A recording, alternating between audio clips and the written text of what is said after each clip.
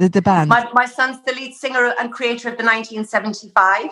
Oh, I didn't realise that. Yes, I do know the band. Yes. Yeah, Matty Healy. Yeah. Ah, okay. And his girlfriend is the singer FKA Twigs. Ah, okay. Yeah. Wow. Yeah. So music really runs in the family then. It does, yes. Sadly, it sort of trickled through me, but yes, it does. It seems to have very successfully.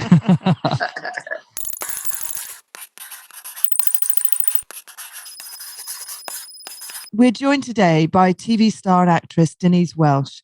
Denise has starred in shows including Coronation Street, Waterloo Road and Hollyoaks, and is currently a regular panelist on ITVs Loose Women.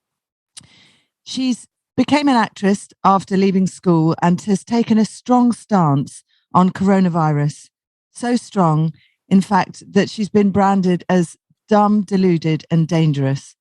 But she maintains that COVID restrictions have hit her industry hard and her family life too. Dealing with the recent death of her father has been all the more difficult because of the pandemic, she says. Welcome, Denise. Hi, Lucy. Thanks for having me.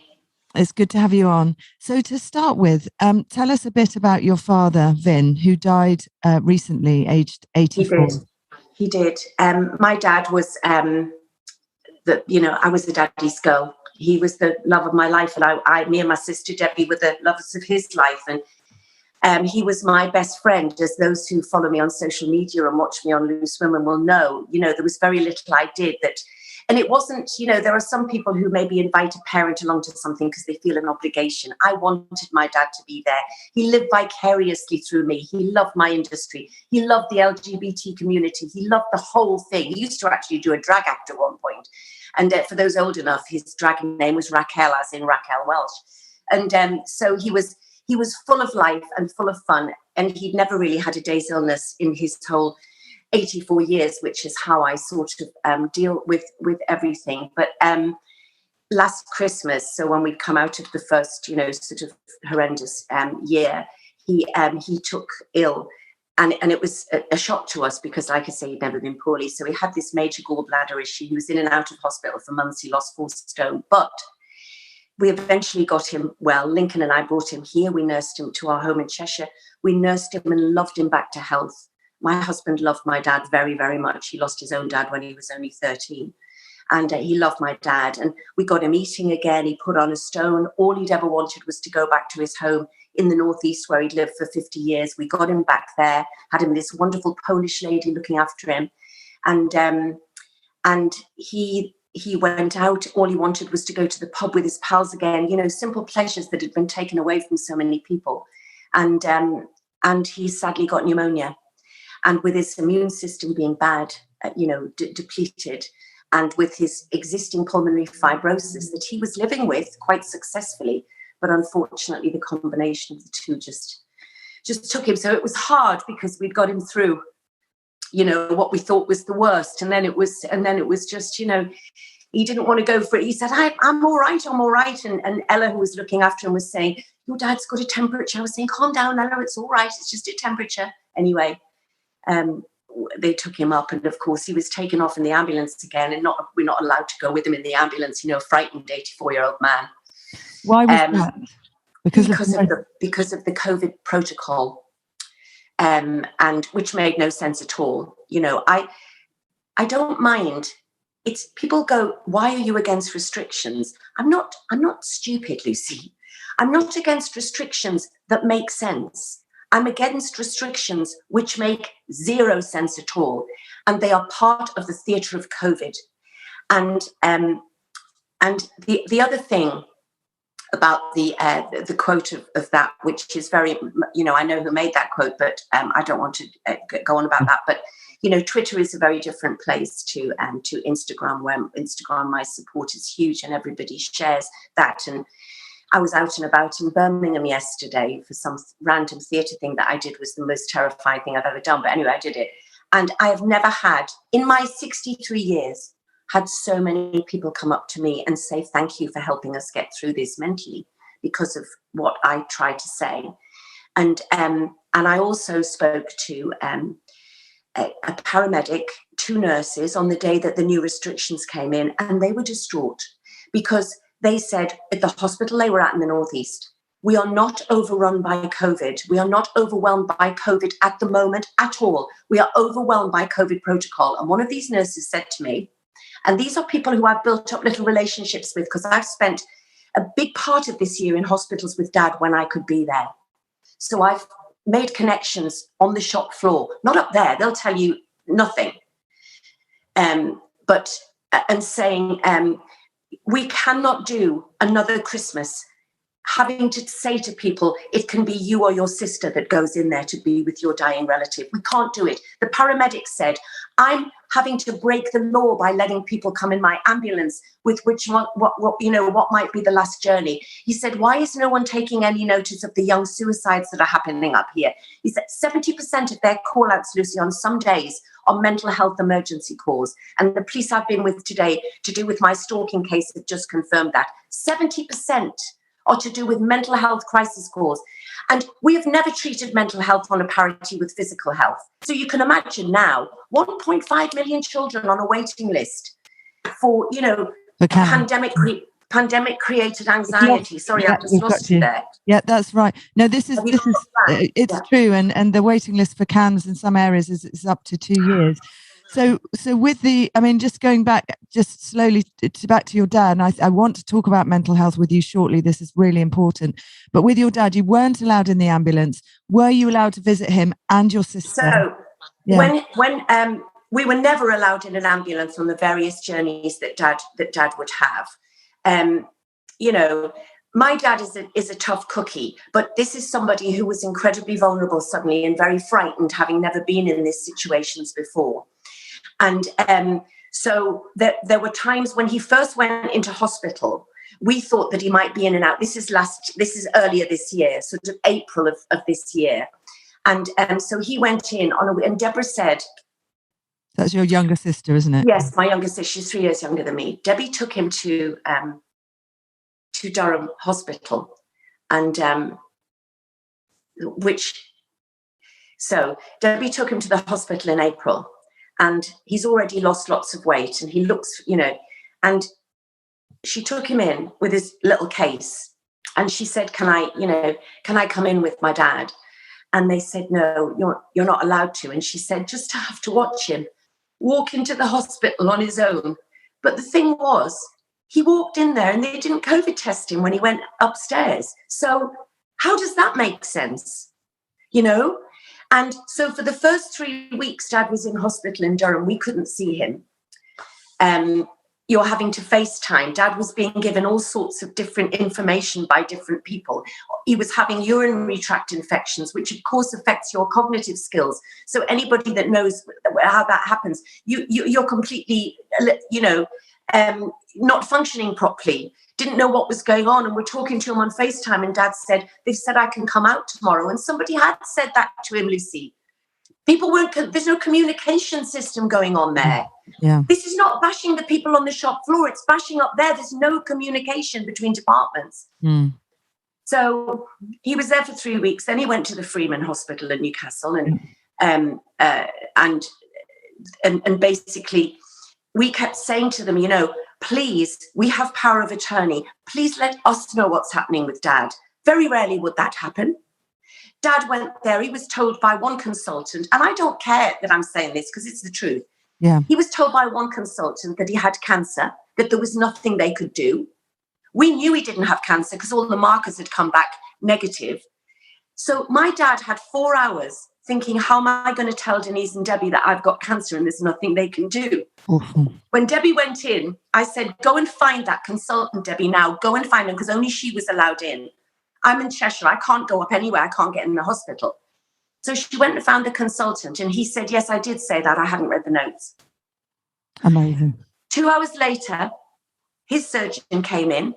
Dad had just been told that he was going to have a drain put in his gallbladder. He was going to be sent home for 6 weeks, brought back, and they would consider whether he was strong enough for surgery. He had been told that at 1 p.m. It's 3 p.m. I phoned Dad. I happened to be on FaceTime when his surgeon came in, who told him he was having surgery 2 days later. I went, whoa, hang on a minute. He's just been told he's going home with a drain. He said, who said that? I said, Well, with all due respect, Professor, you tell me who said that. I said, where's the notes at the end of the bed that you used to look at and go, oh, that was Dr. Bloggs said that. He said, oh, it doesn't work that way anymore. I said, no, it doesn't work anyway anymore. I'm done with it. Anyway, he had the surgery. And then, of course, brilliant surgery. Listen, I've got my thing is not about the brilliance of the work. It was the communication and the system, not the wonderful nurses who were trying to juggle all this, make it work. And none of this was as a result of COVID. We're not talking about an overwhelmed COVID time here. Anyway, and then, of course, Dad then got something else wrong with him and something else wrong with him. And then what happened was, Dad had already had two surgeries, and then they said that he had post-operative delusion. Post-operative, not delusion. Post-operative, what's the word? Not dementia. Confusion. Anyway, yeah. Post-operative. I suddenly the word's gone. When you basically lose, you're deluded. And anyway, so I insisted that I spoke to the professor in the car. He'd always said to me, I'll be available to you. Eventually, I got his secretary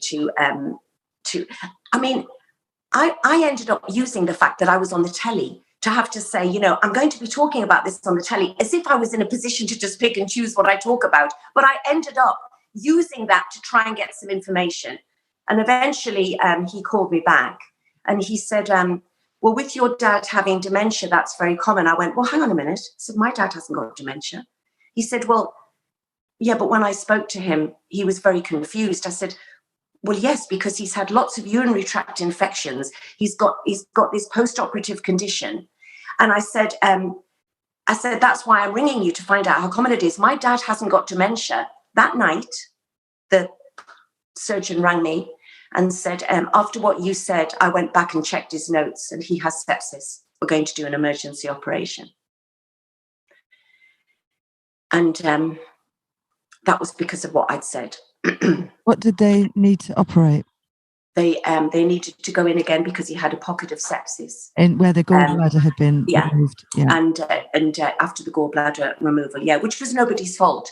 But the point being is that I then spoke to a sepsis surgeon who I've become quite close to during this pandemic.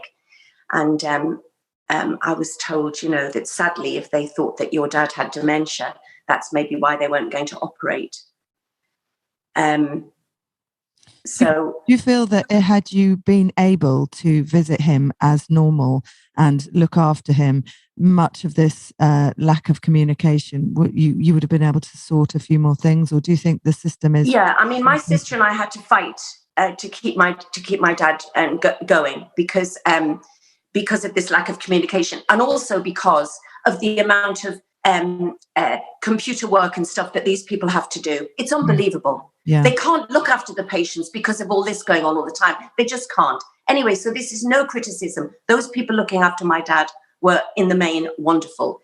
And I do need to say this, Lucy, that when my dad was in Ward 6 at Durham Hospital and he was on end-of-life care, I will hold those nurses in my heart forevermore because they allowed us to visit. They allowed extended family to visit.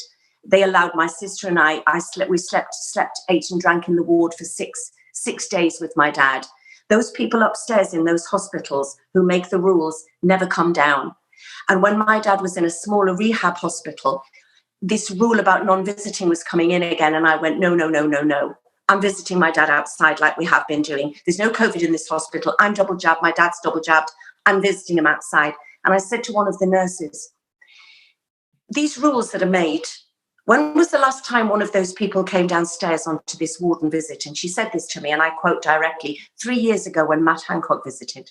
And she said, they set up an office at the end of this ward as if, we're always in here. It's absolute and total bollocks. The system is completely and utterly, and then you throw a pandemic into it and expect them to cope. It's outrageous. It's outrageous. So there's a disconnect between what people's lives, and I think perhaps you've said this in as well as in the pandemic, people's lives and how they have to live, and the people making the rules. The people making the rules are perhaps seeing people as numbers, and the thing is, there are other conditions, Lucy, in this world other than COVID. People are dying with COVID, they're dying of COVID, but many more are dying because of COVID. And when you have this sword of Damocles hanging over us all the time, this global malaise that is over us, that we're all living a shit version of our real lives. It's like we're trying to go on, but it's a shitter version than it was, and it's impacting on our anxiety. And people who've never had any kind of mental health issues, I'm not talking mental illness, but mental health issues, never had them before. They don't have the coping mechanisms. And when things like lockdown is threatened, it's all right for you and I in our houses with our gardens. But you imagine being in a tower block in the middle of Newcastle. You've got 3 children, you've got no garden, you've got a husband who drinks too much, who's going to be trapped inside, or a wife who drinks too much, and you hear the word lockdown. It's enough to make you jump out, and it is doing. And we're living with this all the time, and it's like gaslighting. It's like, I know I hate you, but you made me do it. It's because I love you so much is why I did it. Many of us have been in those relationships, and I feel that that's what they're doing to us. And it's got to stop.